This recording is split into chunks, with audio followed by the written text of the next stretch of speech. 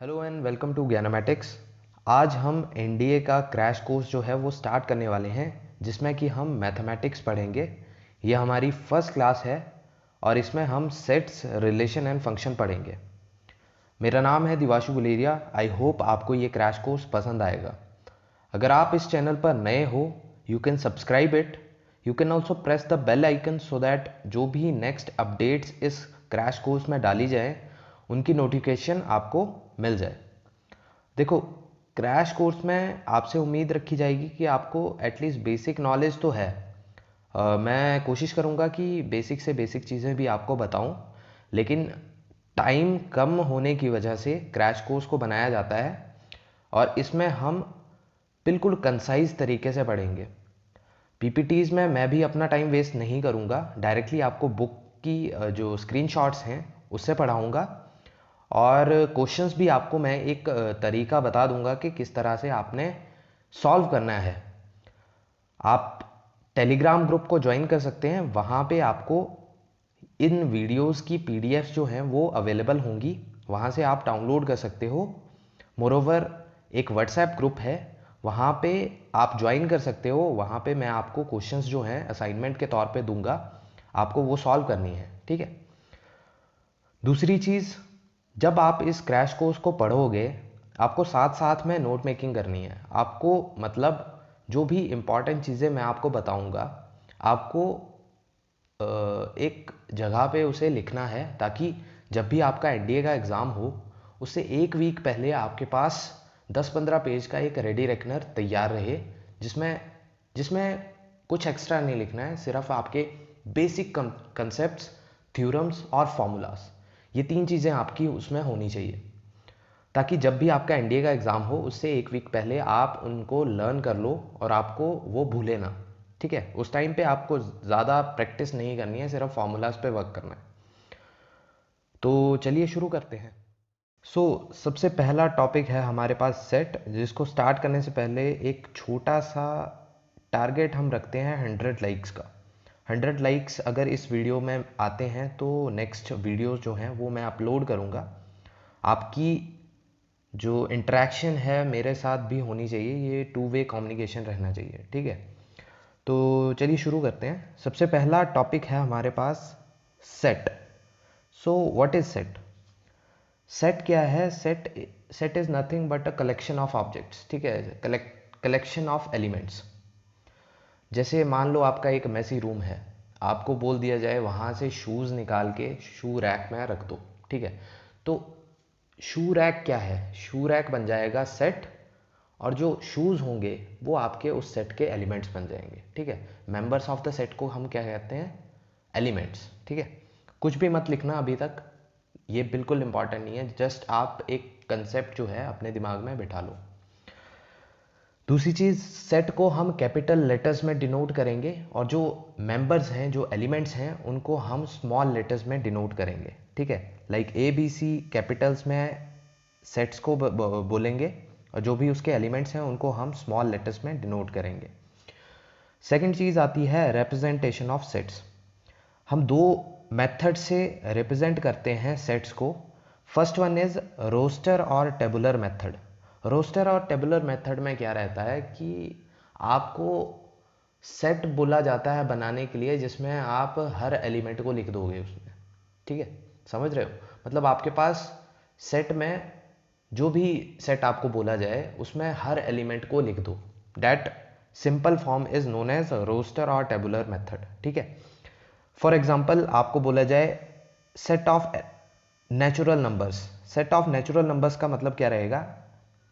N या A equals to 1 2 3 4 up to so on, ठीक है। इसमें हमने सभी के सभी एलिमेंट्स इसमें ऐड कर दिए, ठीक है, और इसे हम करली ब्रैकेट से एनक्लोज करेंगे, ठीक है। ये मैथमेटिक्स में मतलब एक रूल है सेट को लिखने का।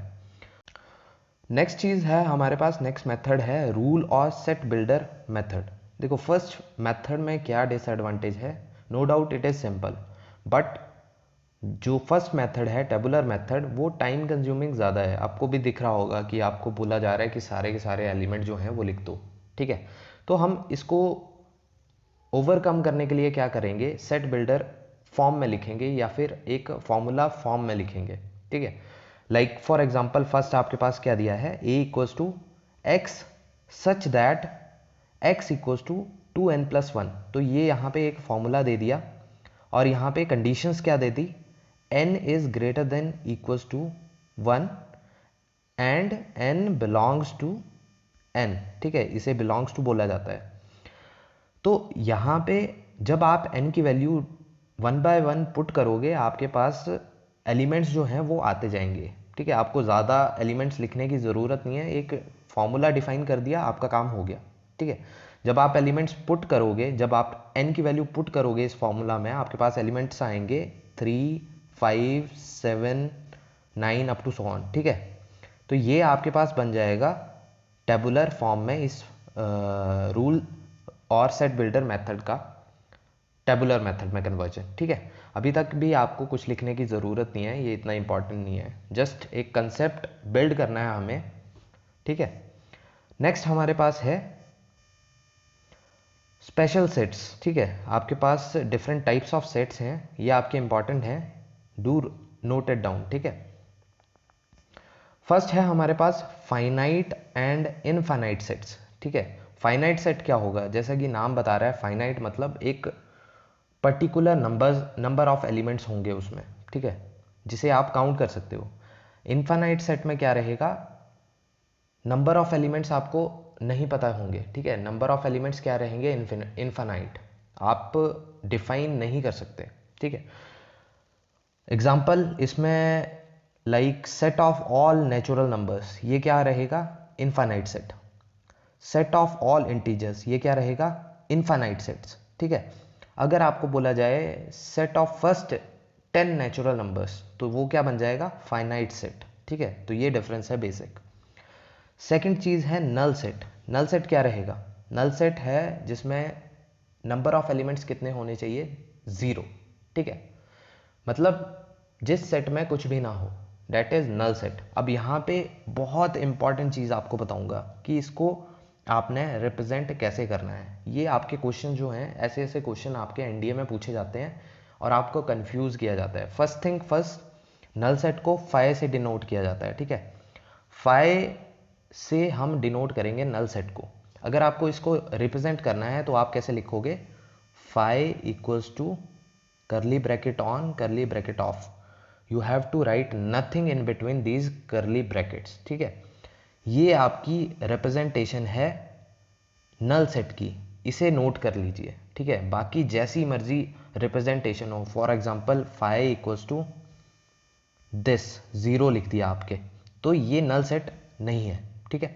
उसी तरह अगर आपको बोला जाए फाई इक्वल्स टू, यहाँ ऐसे करली ब्रैकेट लगा दी और बीच में फाई लिख दिया, तो ये भी नल सेट नहीं है, क्योंकि इसमें एक एलिमेंट है फाई, सिंपल है ना। तो these type of sets are known as null set, ठीक है।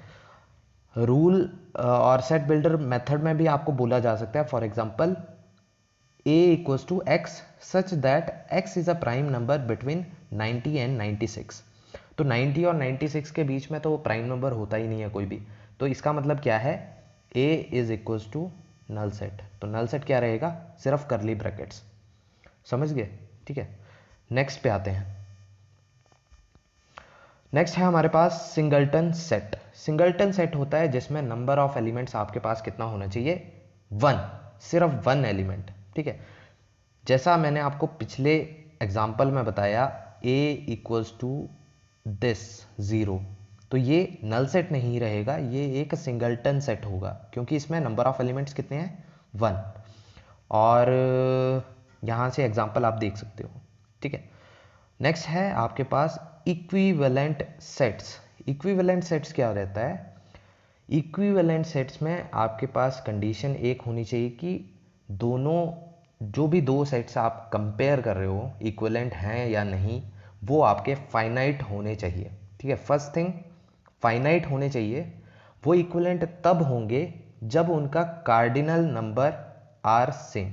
कार्डिनल नंबर का मतलब रहता है number of elements in that set, ठीक है। कार्डिनल नंबर क्या होता है, number of elements of the set. अगर आपका number of elements A set का number of elements of B set equal है तो हम उन सेट्स को बोलेंगे इक्विवेलेंट सेट्स, ठीक है। फॉर एग्जांपल ए सेट आपके पास क्या दिया है यहाँ पे, A equals to small A B C D E, ठीक है, 5 एलिमेंट्स। बी सेट दिया है 1 3 5 7 9, इसमें भी आपके टोटल कार्डिनल नंबर कितना रहेगा 5, तो 5 equals to 5, n A equals to n B, हो गया, condition satisfied. Then this these sets are known as equivalent sets, ठीक है। नेक्स्ट है आपके पास इक्वल सेट्स। इक्वल सेट्स में क्या रहना चाहिए आपके पास कंडीशन, पहली चीज दोनों सेट्स जो हैं वो फाइनाइट होने चाहिए, दूसरी चीज कार्डिनल नंबर जो है वो सेम होना चाहिए, तीसरी चीज एलिमेंट्स भी उसके सेम होने चाहिए, ठीक है। इक्वलेंट सेट में क्या था, एलिमेंट्स आपके डिफरेंट हो सकते हैं, लेकिन इक्वल सेट्स में क्या रहेगा, आपके एलिमेंट्स भी सेम होने चाहिए। मतलब हर इक्वल सेट इक्वलेंट सेट है, लेकिन हर equivalent set is not equal set, ठीक है। ऐसी स्टेटमेंट्स जो हैं ये भी आपकी एनडीए के एग्जाम्स में पूछी जाती हैं, आपको बताना होता है कि कौन सी स्टेटमेंट सही है। तो आपको आई होप डिफरेंस जो है इक्वलेंट सेट और इक्वल सेट में क्लियर है। नेक्स्ट में आते हैं। नेक्स्ट हमारे पास है, देखो यहाँ पे कुछ इंपॉर्टेंट फैक्ट्स जो हैं आपके लिए दिए हैं। Every set is a subset of itself. मतलब सबसेट क्या होता है, पहली चीज आपको बता देता हूँ। सबसेट होता है जो आपका सेट है, मेन सेट है, मान लो पेरेंट सेट है, उसमें से कुछ एलिमेंट्स उठा के आप निकाल दो, ठीक है। कुछ एलिमेंट निकाल के आप एक नया सेट बना दो बी, तो वो बी सेट क्या होगा, उस पेरेंट सेट का सबसेट, ठीक है। पहली चीज, हर एक सेट जो होता है वो अपना ही एक सबसेट होता है, ठीक है।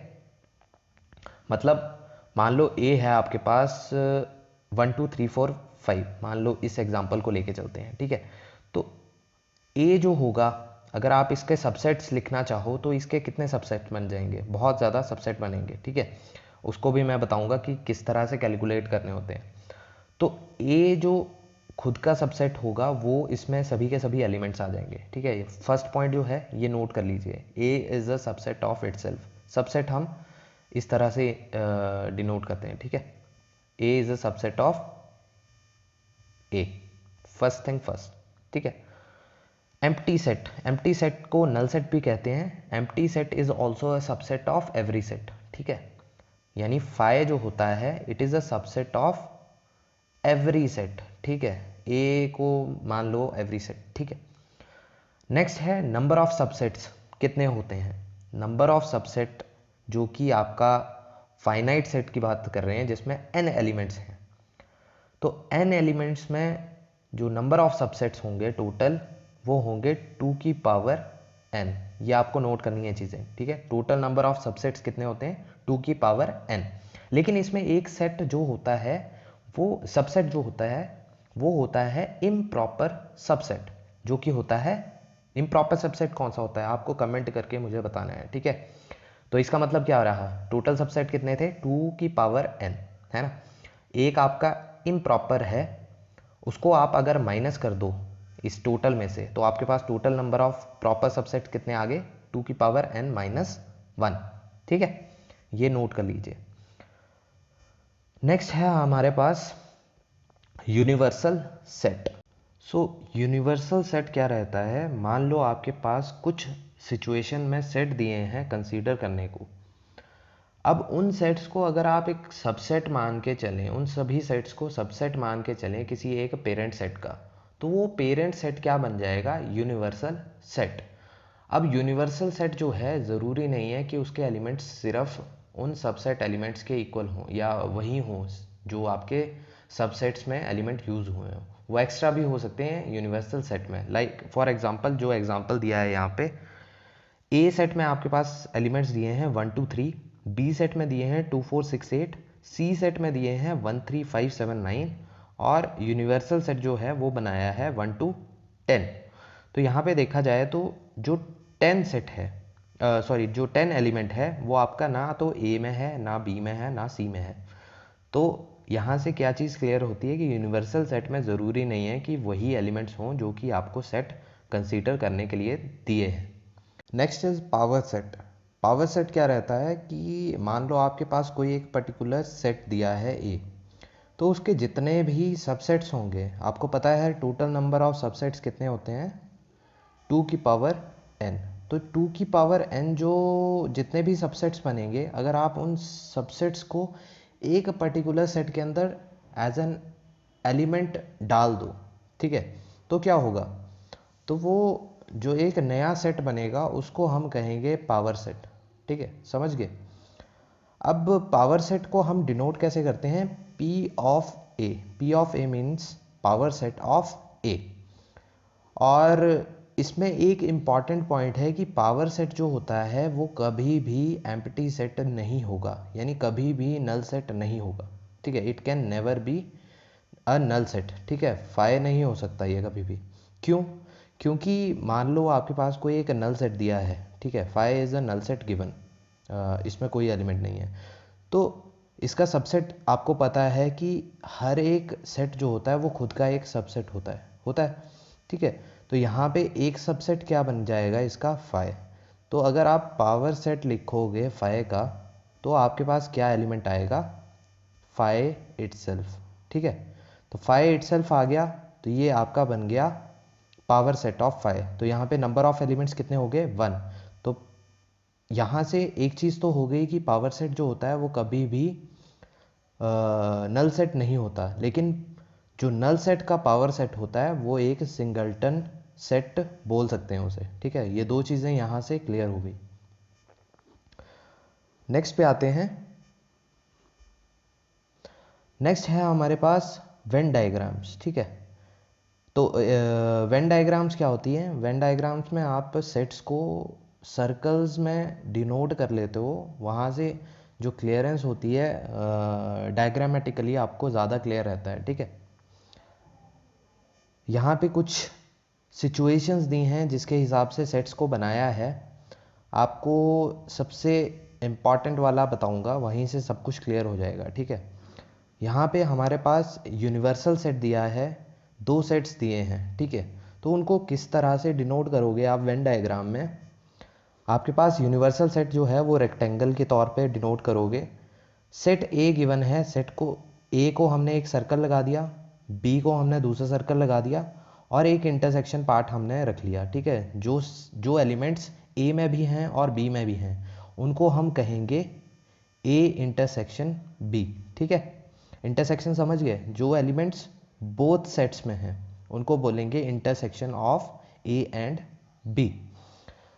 अब यहीं से आपको कुछ फॉर्मूलाज जो हैं वो यहीं से क्लियर हो जाएंगे। फॉर एग्जांपल आपको बोला जाए a माइनस बी निकालो, तो a माइनस बी क्या होगा, a सेट जिसमें b के एलिमेंट्स ना हो।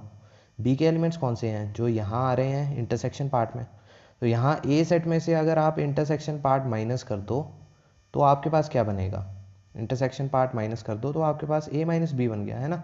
उसी तरह अगर आप b माइनस ए निकालना चाहते हो तो b माइनस ए कौन सा पार्ट रहेगा, ये वाला पार्ट। ठीक है, ये पार्ट कैसे आएगा, पूरा B set minus intersection part, right. तो यहाँ से जो ये वेन डायग्राम्स रहते हैं, यहाँ से आप फार्मूलाज जो हैं इजीली बना सकते हो। फॉर एग्जांपल यूनियन की बात करें, जो कि आगे आएगा, मैं बताऊंगा आपको। यूनियन होता है, for example A union B की बात करें, ए यूनियन बी का मतलब है सभी के सभी एलिमेंट्स जो ए में भी हैं और बी में भी हैं। ठीक है, ए यूनियन बी को अगर आप शेड करो तो ये पोर्शन आएगा आपके पास, this portion is A union B, right. अब यहाँ पे देखो, अगर आपको फॉर्मूला बनाना हो number of elements of A union B, तो वो कैसे बनेगा, आपके पास ए है, बी है, नंबर ऑफ एलिमेंट्स ए के बी के। अब यहाँ पे देखो जो इंटरसेक्शन पार्ट है वो दो बार ऐड हो रहा है ना, तो यहाँ पे एक बार इसे माइनस करना पड़ेगा। तो यहाँ पे हम फॉर्मूला कैसे बनेगा, n of A plus n of B minus जो ये दो बार आ गया है, ठीक है, n of A intersection B. तो इस सिंपल तरीके से आप फॉर्मूलाज जो हैं वो बना सकते हो। नेक्स्ट पे आते हैं। नेक्स्ट एग्जांपल्स आप देख लेना, यहाँ पे कुछ नहीं है, आपके यूनिवर्सल सेट दिया है, डिफरेंट सेट्स दिए हैं, वो आपको ड्रॉ करने हैं। ठीक है, अगर कॉमन एलिमेंट्स हैं तो उनको इंटरसेक्शन में लिखो, बाकी अगर यूनिवर्सल सेट में अलग एलिमेंट्स हैं तो उनको बाहर लिख दो उन सेट्स के, बस सिंपल है। यहाँ पे एक चीज़ बता देता हूँ, डिसजॉइंट सेट क्या होता है। डिसजॉइंट सेट का मतलब है कि उनकी इंटरसेक्शन जो है वो नल सेट है, ठीक है। इंटरसेक्शन में कुछ नहीं है, मतलब ए इंटरसेक्शन बी की बात करें तो वो होगा नथिंग, ठीक है, वो कुछ भी नहीं होगा। तो यहाँ पे दो अलग अलग सर्कल्स जो हैं वो ये शो करेंगे कि उनके इंटरसेक्शन जो हैं वो नहीं है, उनके कॉमन एलिमेंट्स नहीं है। नेक्स्ट है आपके पास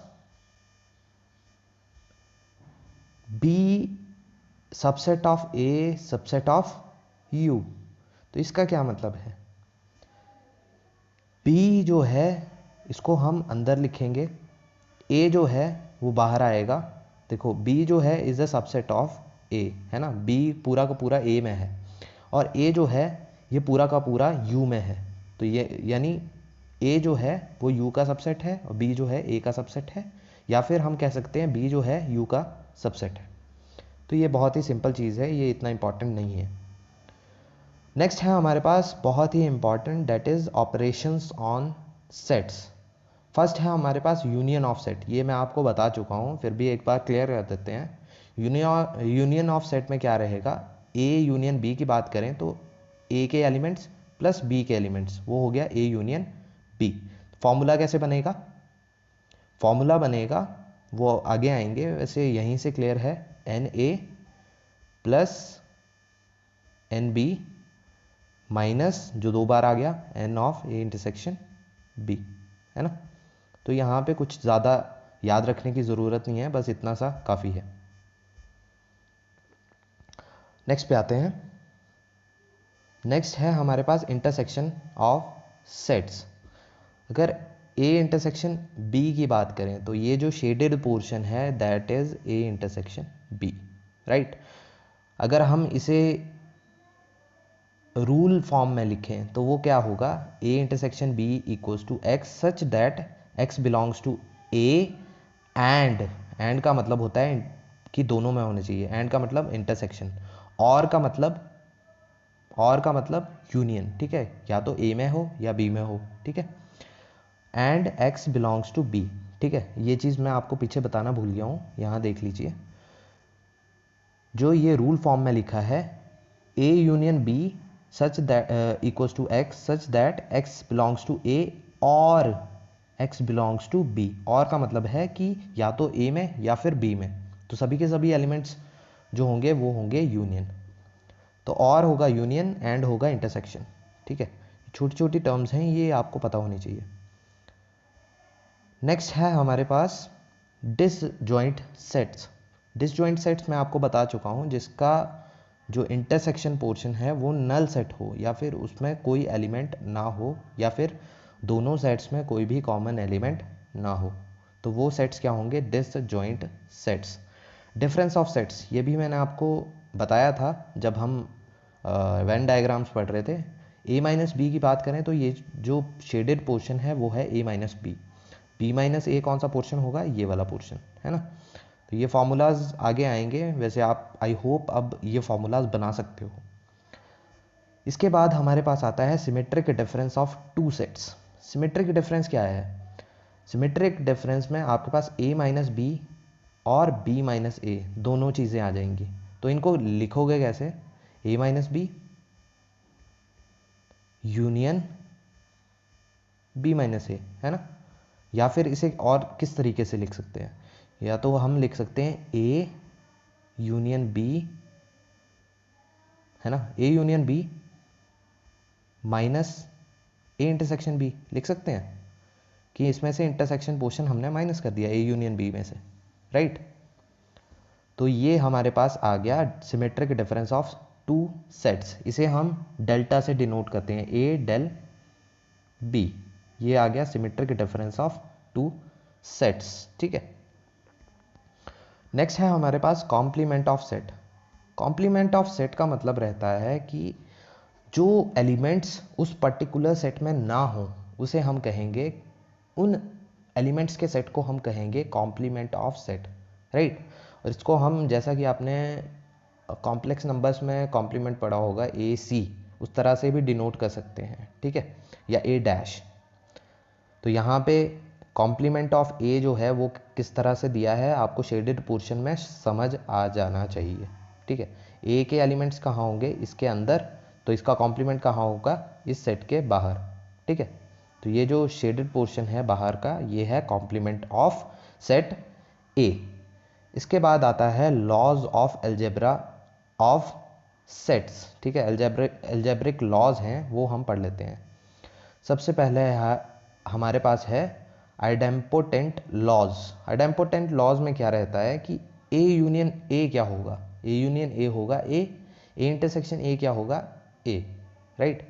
ये बहुत ही इजी है, कुछ ज़्यादा इम्पॉर्टेंट नहीं है, फिर भी लिख लीजिएगा। दूसरा है आइडेंटिटी लॉज। आइडेंटिटी लॉज का मतलब रहता है कि ए यूनियन नल सेट करें अगर हम, तो वो क्या बनेगा, फिर से वही सेट बन जाएगा। या ए इंटरसेक्शन नल सेट करें तो वो क्या बनेगा, नल सेट, ठीक है। ये वेन डायग्राम से भी कर सकते हो। ये आ गया ए सेट और नल सेट कुछ भी नहीं है, तो यहाँ पे ए इंटरसेक्शन नल सेट क्या होगा, नल सेट, है ना। कोई भी कॉमन एलिमेंट नहीं होगा उनमें ऑब्वियसली। और ए इंटरसेक्शन यूनियन क्या होगा, सॉरी यूनिवर्सल सेट क्या होगा, वो होगा ए इटसेल्फ। या ए इंटरसेक्शन यूनिवर्सल सेट क्या होगा, ए इटसेल्फ, सॉरी मैंने उल्टा बोल दिया। ए यूनियन यूनिवर्सल सेट क्या होगा, यूनिवर्सल सेट, है ना। इनमें सारा का सारा आ जाएगा। नेक्स्ट है हमारे पास ये दो चीज़ें, फाई और यू जो होते हैं, इन्हें हम कहते हैं आइडेंटिटी एलिमेंट्स, ठीक है, union and intersection respectively. Phi को हम यूनियन का आइडेंटिटी एलिमेंट्स कहते हैं और यू को हम इंटरसेक्शन का आइडेंटिटी एलिमेंट कहते हैं, ठीक है। आइडेंटिटी एलिमेंट क्यों कहते हैं, क्योंकि जब आप यूनियन करते हो फाई के साथ तो आपके पास दोबारा से वही सेट आ जाता है, या फिर आप इंटरसेक्शन करते हो यू के साथ तो आपके पास दोबारा से वही सेट आ जाता है, इसलिए आइडेंटिटी एलिमेंट्स बोलते हैं इन्हें। नेक्स्ट है कॉम्यूटेटिव लॉ। कॉम्यूटेटिव लॉ में आपके पास क्या है कि ए यूनियन बी की बात करें तो ए यूनियन बी जो है वो बी यूनियन ए के इक्वल है, और दूसरी चीज़ ए इंटरसेक्शन बी जो है वो बी इंटरसेक्शन ए के इक्वल है, ठीक है, ये चीज़ है। नेक्स्ट है हमारे पास, इसका मतलब है ये जो पॉइंट्स है ना ये बहुत इंपॉर्टेंट है। Union and intersection are commutative, इसका मतलब ये है, ठीक है। कॉम्यूटेटिव मतलब उल्टा करेंगे तो वो इक्वल होंगे। ये पॉइंट आपके एनडीए के क्वेश्चंस में पूछे जाते हैं, ठीक है। तो वहाँ पे आपको पूछा जाएगा कि कौन सी स्टेटमेंट्स जो हैं वो सही हैं, तो आप यहाँ से बता सकते हो अगर आपको पता होगा। नेक्स्ट पे आते हैं। नेक्स्ट है हमारे पास एसोसिएटिव लॉज। एसोसिएटिव लॉज में क्या रहता है, ये आप सिर्फ इतना सा लिखो, इसमें ज़्यादा लिखने की ज़रूरत नहीं है, जो ये फॉर्मूलाज हैं सिर्फ ये लिखो, और ये पॉइंट्स आपको पता होने चाहिए, ठीक है। जैसे यहाँ पे लिखा है union and intersection are associative. Associative का मतलब है कि अगर आप ब्रैकेट्स चेंज कर दो तो कोई डिफरेंस नहीं रहेगा, ठीक है, इंटरसेक्शन में भी और यूनियन में भी। दूसरा है डिस्ट्रीब्यूटिव लॉ। डिस्ट्रीब्यूटिव लॉ में क्या रहता है कि अगर आप A union B intersection C कर रहे हो तो इसको अगर आप खोलोगे इस ब्रैकेट को तो ये कैसे बनेगा, A union B intersection of A union C, right. तो ये हो गया डिस्ट्रीब्यूटिव लॉ, जो यूनियन है वो डिस्ट्रीब्यूट हो गया इनके साथ, ठीक है। उसी तरह इंटरसेक्शन भी डिस्ट्रीब्यूटिव है, तो इसका मतलब है union and intersection are both distributive. इसके बाद है हमारे पास De Morgan law, very important law, De Morgan's law. De Morgan's law में क्या रहता है कि अगर आप ए यूनियन बी का कॉम्प्लीमेंट करो, ठीक है, ए यूनियन बी का कॉम्प्लीमेंट करो तो ये कॉम्प्लीमेंट अगर अंदर जाएगा ब्रैकेट के तो आपका जो यूनियन है वो इंटरसेक्शन बन जाएगा और इंटरसेक्शन जो है वो यूनियन बन जाएगा, वेरी इंपॉर्टेंट, ठीक है। ये आपके इससे क्वेश्चंस जो हैं वो काफ़ी पूछे जाते हैं एग्जाम्स में। नेक्स्ट हमारे पास बहुत ही इंपॉर्टेंट पॉइंट्स दिए हैं इन ब्रैकेट्स के अंदर, ठीक है। सबसे पहली चीज़ तो आपको एक होमवर्क है आपके लिए, आपको क्या करना है, डिफरेंस बताना है इसमें और इसमें, ठीक है। इन दोनों में क्या डिफरेंस है वो कमेंट करके मुझे बताना है, और उसके बाद इन लाइंस को पढ़ना है और ये चीज़ भी क्लियर करवानी है, ठीक है। दूसरी लाइन पे आते हैं। दूसरी चीज़ बोलती है कि x y in curly brackets and y x in curly brackets are equal sets. है ना इक्वल, क्योंकि इसमें नंबर ऑफ एलिमेंट्स कितने हैं, 2, इसमें भी 2 हैं। एलिमेंट्स क्या हैं, एक्स एंड वाई, इसमें भी एक्स एंड वाई हैं, तो ये दोनों इक्वल सेट्स हैं। लेकिन x y and y x in common brackets, ये ऑर्डर्ड पेयर्स हैं वैसे, लेकिन ये इक्वल ऑर्डर्ड पेयर नहीं होंगे। ऑर्डर्ड पेयर हम आगे पढ़ेंगे रिलेशन में, अभी के लिए सिर्फ इतना नोट कर लो कि x y in common brackets and y x in common brackets are not equal ordered pairs. ठीक है, ये इक्वल ऑर्डर्ड पेयर तभी होंगे अगर वाई इक्वल टू एक्स हो। ठीक, फिलहाल के लिए इतना लिख लो, बाकी हम रिलेशन में पढ़ेंगे। थर्ड आपका, जब आपको ये डिफरेंस पता होगा इन दोनों के बीच, तब आपको क्लियर हो जाएगा ये चीज़। लास्ट पॉइंट मैं आपको ऑलरेडी बता चुका हूँ कि इक्वल सेट्स जो होते हैं वो इक्वलेंट सेट्स होते हैं। ठीक है, all equal sets are equivalent sets, but equivalent sets may not be equal sets. ठीक है, मे यहाँ यूज़ करेंगे। मे का मतलब है कि हो सकता है इक्वलेंट सेट्स भी इक्वल हों, क्योंकि हर इक्वल सेट को भी हम इक्वलेंट सेट तो बोल रहे हैं, तो हो सकता है जिस इक्वलेंट सेट की हम बात करें वो इक्वल सेट भी हो। कुछ सेट इक्वल हो सकते हैं लेकिन सभी नहीं होंगे। ठीक है, इसलिए हम मे यूज़ करेंगे वर्ड। इसके बाद हम आते हैं some important results on number of elements in sets. Very important, यहाँ से क्वेश्चन डेफिनेटली आपको आएगा। यहाँ से जो थर्ड वाला फॉर्मूला है, जो फोर्थ फॉर्मूला है, वहाँ से क्वेश्चन आपको हमेशा पूछा जाता है। ठीक है, यहाँ से आपको 4-5 क्वेश्चन जो हैं एक ही स्टेटमेंट में आएंगे, तो very easy and very important. First formula आपको पता होगा, n A union B equals to n A plus n B minus n A intersection B.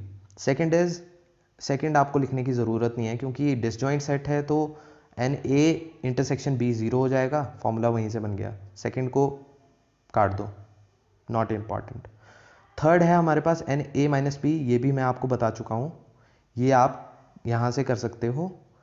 Fourth formula is very important, इससे क्वेश्चन आपको डेफिनेटली पूछा जाएगा एनडीए के exam में। ठीक है, डेफिनेटली आपको 4 से 5 क्वेश्चन सिर्फ इस फॉर्मूला से पूछे जाएंगे, ये बहुत इंपॉर्टेंट है,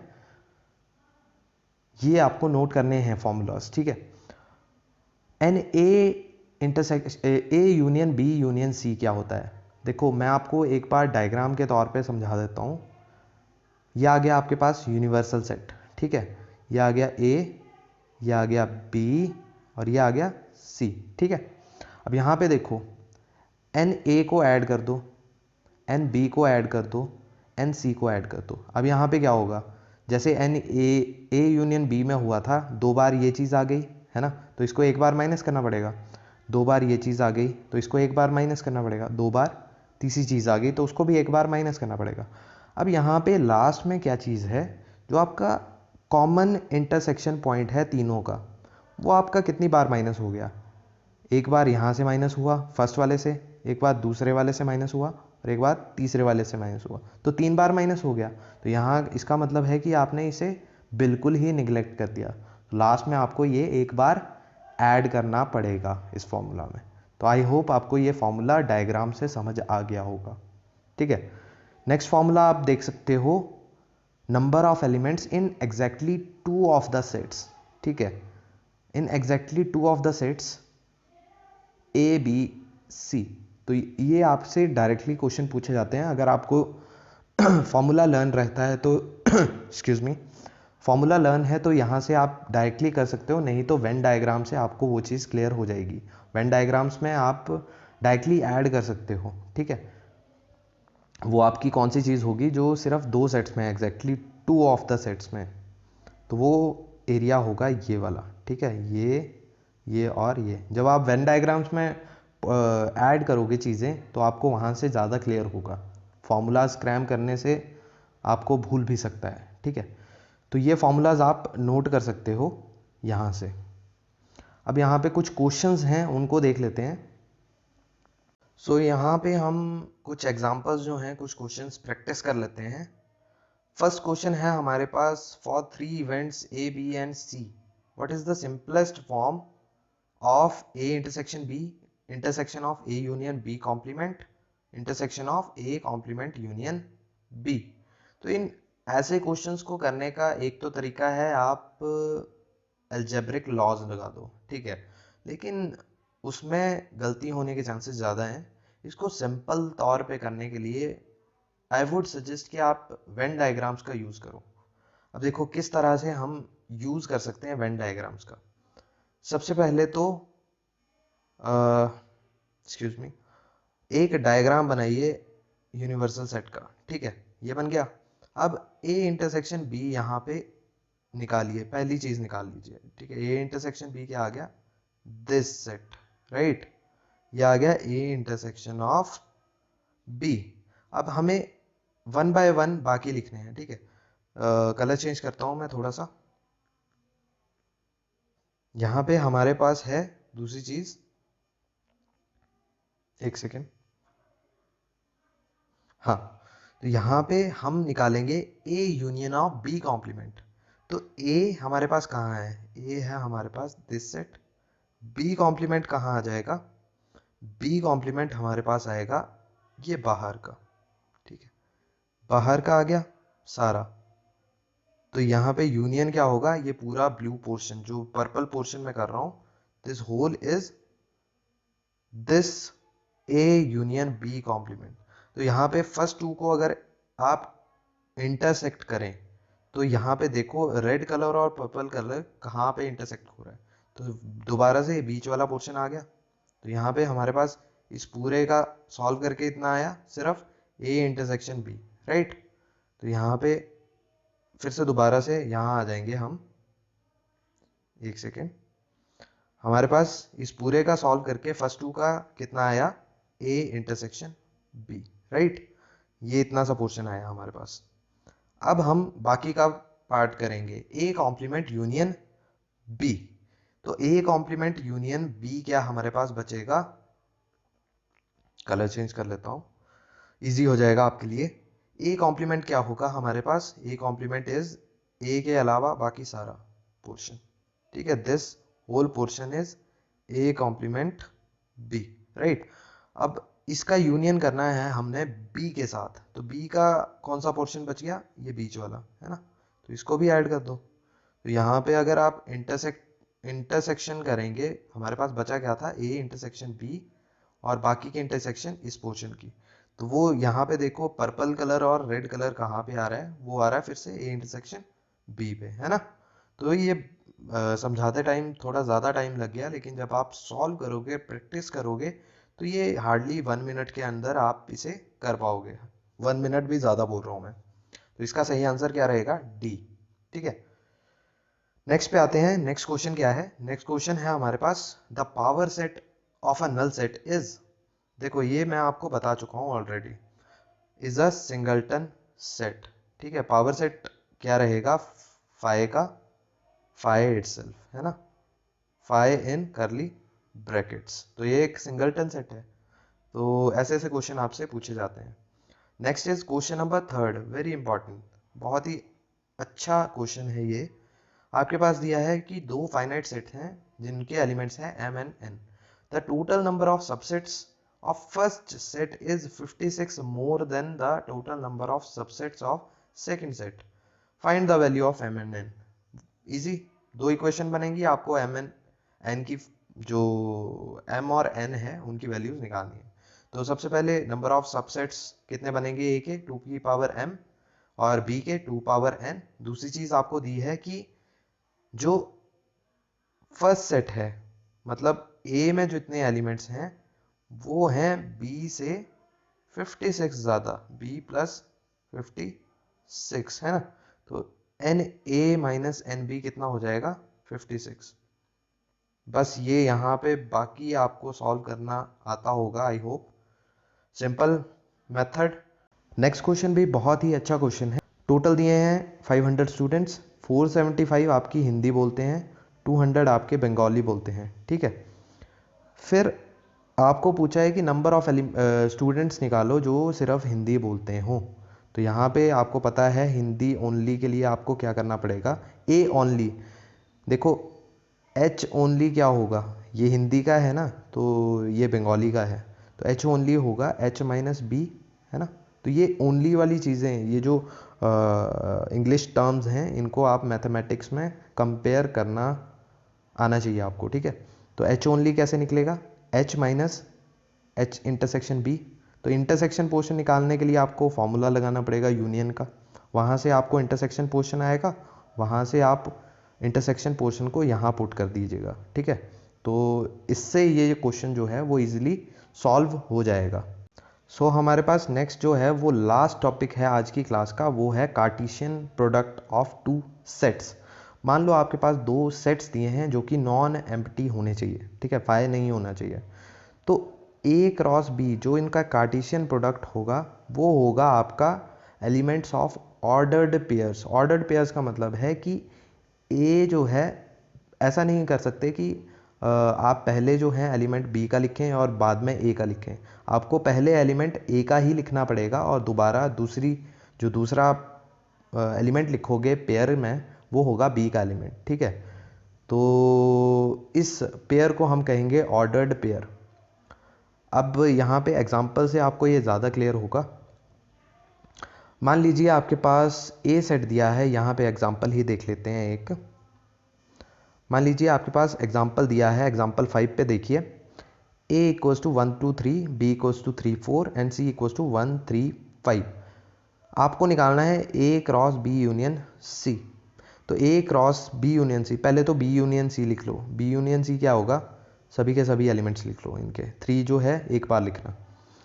तो यहाँ पे a क्रॉस b कैसे लिखोगे, फॉर एग्जाम्पल हम a क्रॉस b से करते हैं, ठीक है, थोड़ा कम हो जाएगा। a क्रॉस b के लिए क्या करना है, सबसे पहले आपको a का एलिमेंट लिखना है 1, ठीक है, 1 कॉमा b का एलिमेंट 3, फिर से आपको a का एलिमेंट लिखना है 1, दूसरा एलिमेंट कितना हो गया 4, 1 कॉमा 4, फिर आपको सेकेंड एलिमेंट लिखना है फर्स्ट का 2 कॉमा 3, 2 कॉमा 4, ठीक है, ऑन सो ऑन। तो इस तरह से एक सेट बनेगा, उसको हम कहेंगे a क्रॉस b या फिर Cartesian product of a and p, right. तो यहाँ इतना सा काफ़ी है आपके लिए। कार्टेशियन प्रोडक्ट के कुछ फॉर्मूलाज हैं, वो आपको करने हैं लर्न, इजी हैं, ज़्यादा मुश्किल नहीं है। दूसरी चीज़, एक इम्पॉर्टेंट चीज़ आपको बता देता हूँ कि a क्रॉस b जो है वो b क्रॉस a के इक्वल नहीं होगा, ठीक है। ज़रूरी नहीं है कि होगा, हो भी सकता है अगर a इक्वल्स टू b हो, लेकिन मोस्ट ऑफ द केसेस अगर a is not equals to b है तो a cross b will never be b cross a, ठीक है, ये चीज़ नोट कर लो। सेकेंड चीज़, यहाँ से फार्मूलाज जो हैं डिस्ट्रीब्यूटिव लॉज हैं और कुछ फार्मूलाज हैं वो यहाँ से आप लर्न कर सकते हो, ईजी हैं। इसी के साथ ये वीडियो यहीं पे ख़त्म करते हैं। आई होप आपको ये कोर्स पसंद आ रहा होगा। टारगेट आपको पता है 100 लाइक्स का, 100 लाइक्स जो हैं वो आने चाहिए इस वीडियो में, तभी आगे का कोर्स जो है वो किया जाएगा, ठीक है। तब तक के लिए all the best and God bless you all.